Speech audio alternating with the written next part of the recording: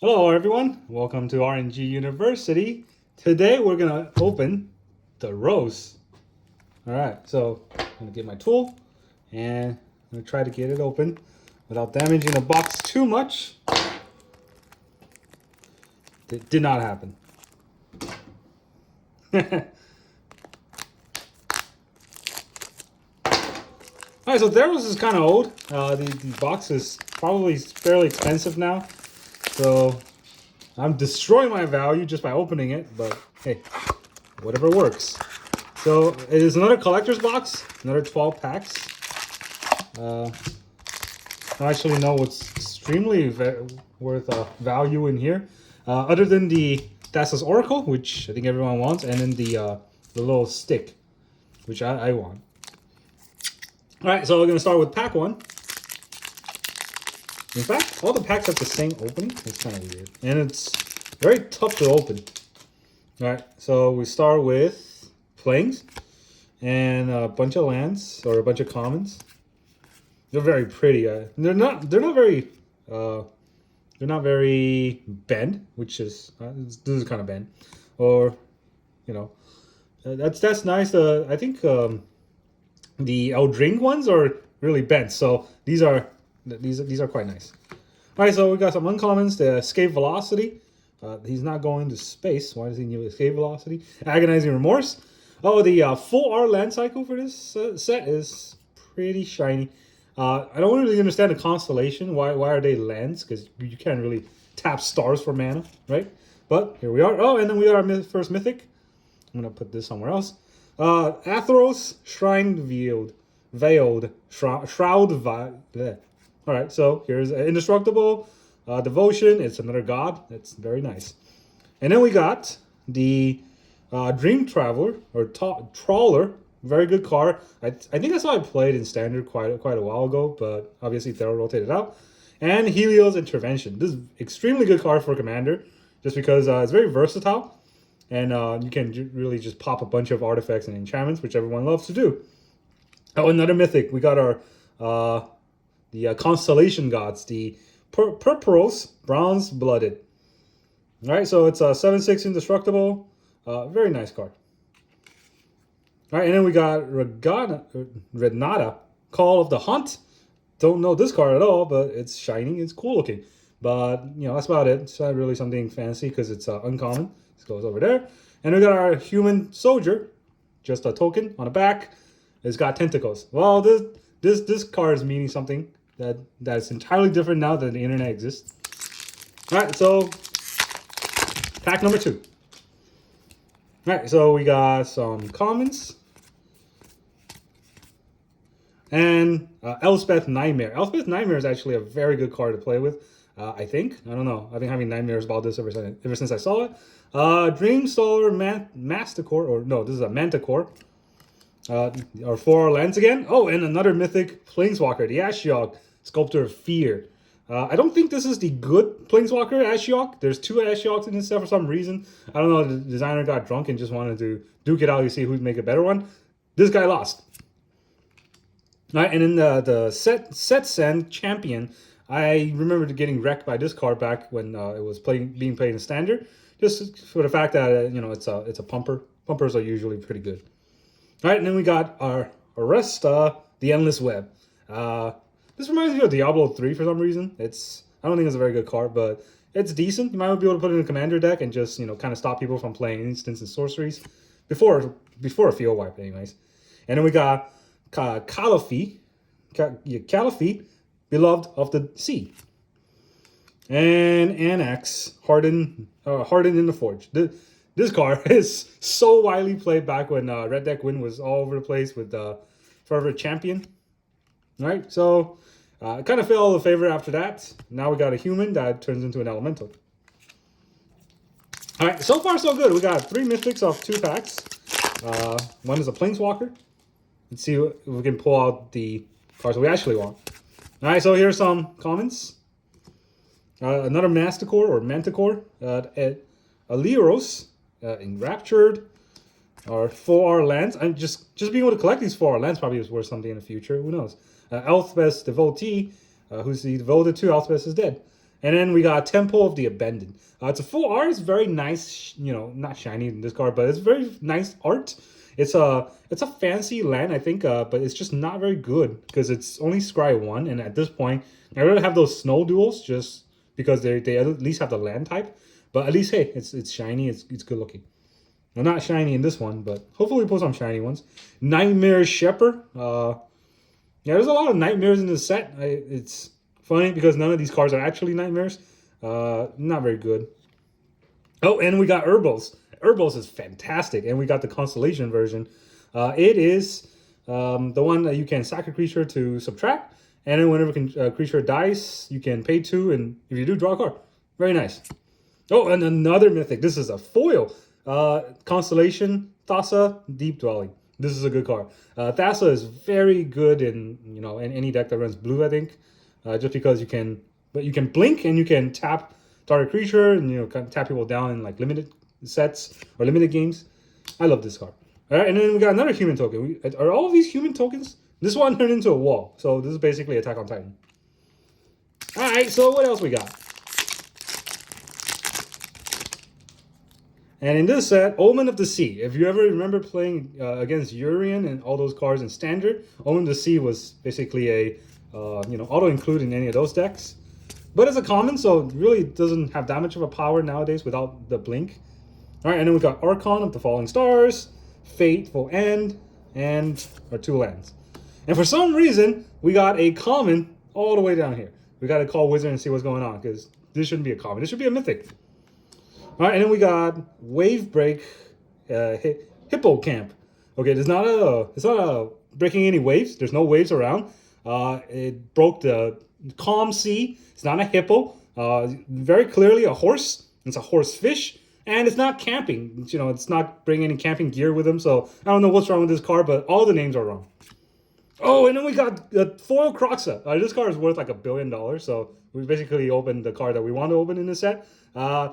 Not gonna be playing with this because I don't like Rakdos, but this is a very cool card, very, very versatile, and it's shiny. It's borderless shiny is always nice, and this is like the most expensive card in the set. One of, so extremely happy to open that.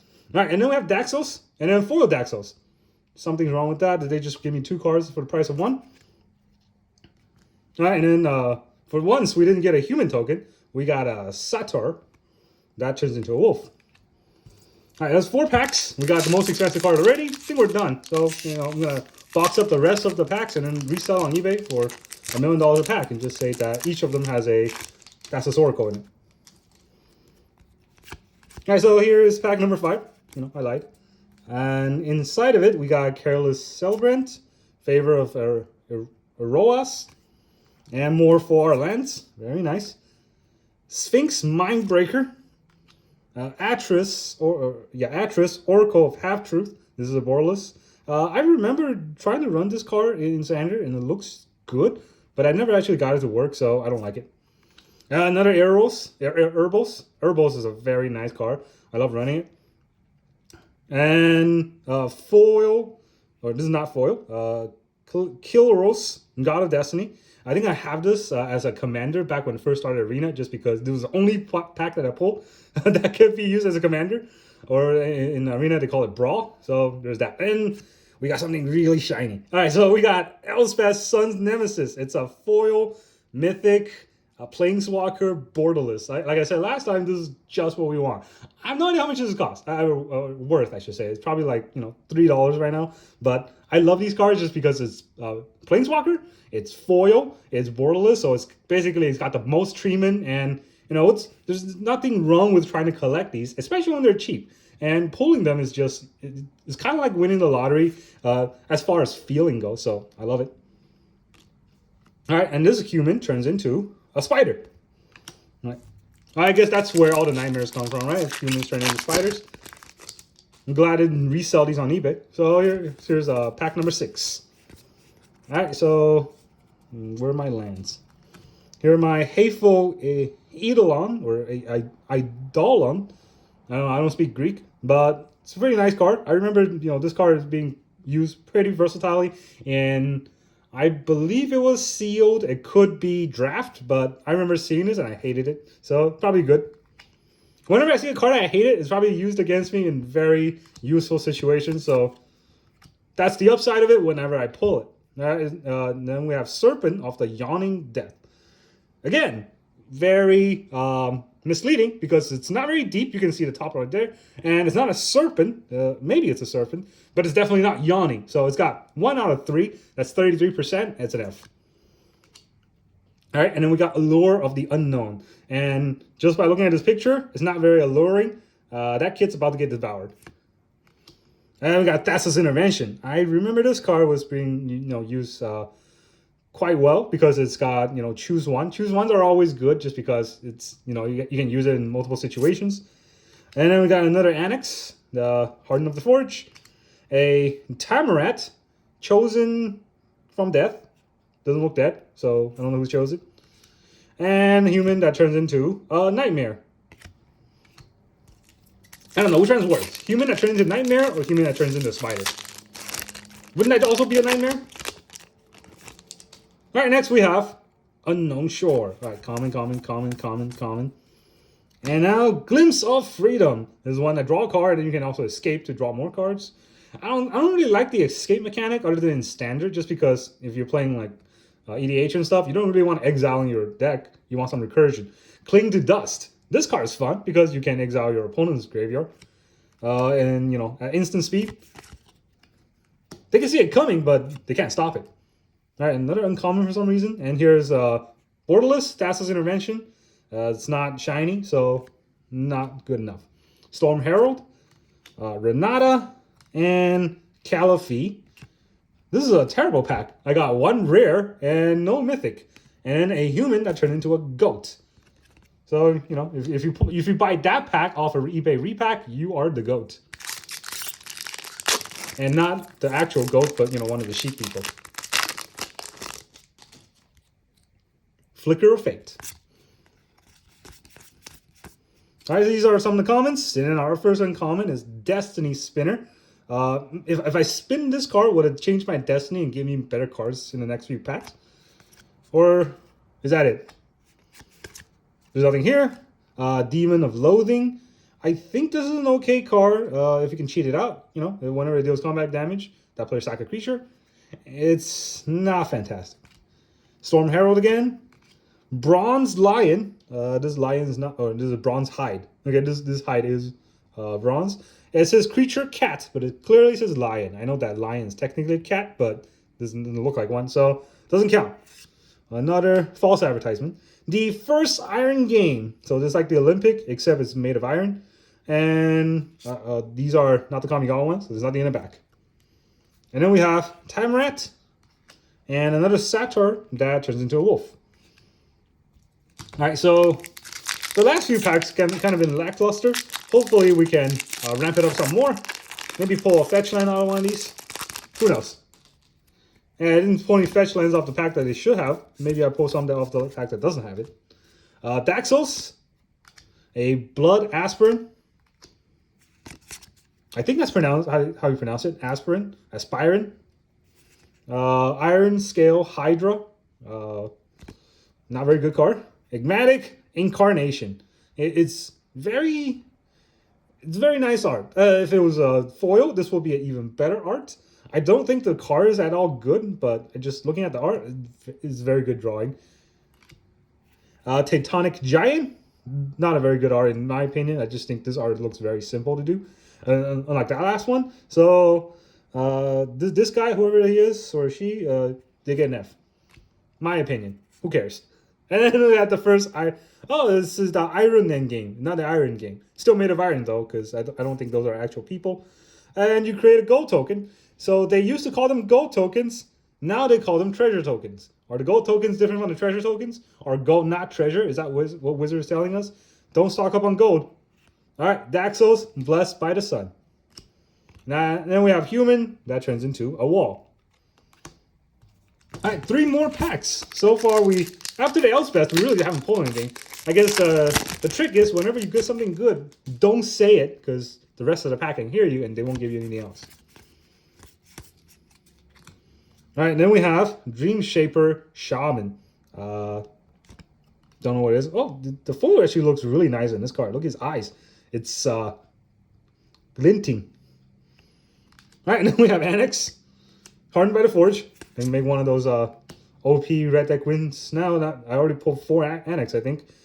Death Blow War Cry. Not a very fancy card. It costs 8.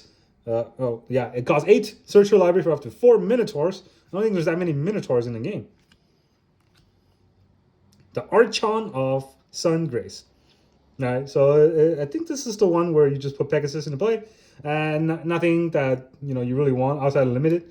And then we've got a foil, Borderless, Arasta, the Endless Web. I think we already have one of these. It's not a very good card. I honestly don't think it's that good, but people seem to love it. Whenever I see EDH Rec, people bring off their EDH deck that has green. They always want to include one of these just because it stops blue from try to counter their cards. But I really don't think it's that good. Another Annex. It's like number 7 or 8 that we pulled. Renata. That's also number 7 or 8. And then a Human Soldier that turns into a Tentacle and turns into a Nightmare. Alright, so 2 more packs. So far we got the most expensive card that we want out of the set, but I'm greedy, so I want Thassa's Oracle, I want the stick, I want all of those. So if I can pull it. Careless Celebrant. See, that's what happened to me. I was careless, I celebrated getting Elspeth, and they put a spear to my head or something. Alright, and then Enemy of the Enlightenment. I am the enemy of enlightenment. Nobody should be enlightened except me. Grasping Giant. This is weird because he's barely grasping one. He has so many arms. I guess he's grasping another one. That's not even him. So the art is confusing, but at least it's a 5/7, so it's technically a giant. All right, then we got Mantle of the Wolf. Just +4/+4. Not that fancy. A Dolan of Obstruction. First strike. And then loyalty abilities of Planeswalker your opponent control cost 1 more. I don't really think you're caring about stopping your opponent's Planeswalker's abilities ever. So, not a good card. All right, then we got Renata and Annex. It seems like we always get Renata and Annex at the end of every pack, which is what Wizard likes to do, I guess. They suck. Nobody wants them now. And here's our gold token, which is a treasure token. But again, gold is not a treasure. No longer a treasure. Wizards telling you, don't buy gold, buy cards. All right, and we got land, a bunch of commons. We got 2 lands in this pack. Is this really a collector's pack? We give you 2 lands. And then we got Eutropia, the twice flavored. Yes, it is. It says twice flavored. It's a typo. See, he's holding 2 bowls because he's trying to flavor the dinner twice. It's a human wizard. And it's legendary, so you can use it as a commander. I'm just going slow on this card because I really like the art. I like it when their eyes are shining in the foil, but I don't think it's that good. All right, Field of Ruin, great card. Best card in the game ever. Nobody ever sees it coming, but if you play against EDH and they don't have basic lands, you can do this and just, LD them. Common lands. Sunlit Hopelet, again, a common for some reason. Underworld Breach. This name sounds very familiar, but I don't remember what it does. Each non-land card in your graveyard has escape. Now I remember what it does. Complete trash. All right, Phoenix of the Ash. And then just, I was complaining about getting Annex and Caliphate, or not Caliphate, the green dude. Now we got 2 Caliphate. Again, not what we wanted. So there's that. All right, that was all the packs. Surprisingly, we did not get any more mythics after Elspeth. So never celebrate early. But I don't think this box was that bad just because we got Elspeth, we got Kilros, Urbos, Kroxa, Thassa, another Urbos. I put it somewhere. All right, we got Ashiok, we got Purple Dude, and we got Athros, Veiled, Shroud Veiled. All right, so I think of all of this, I'm just happiest with Elspeth. But the Kroxa is the most expensive card. I could probably sell it and buy half a box again. Didn't get the stick or Thassa's Oracle, unfortunately, but hey, it is what it is. Thank you very much for joining me. See you guys next time.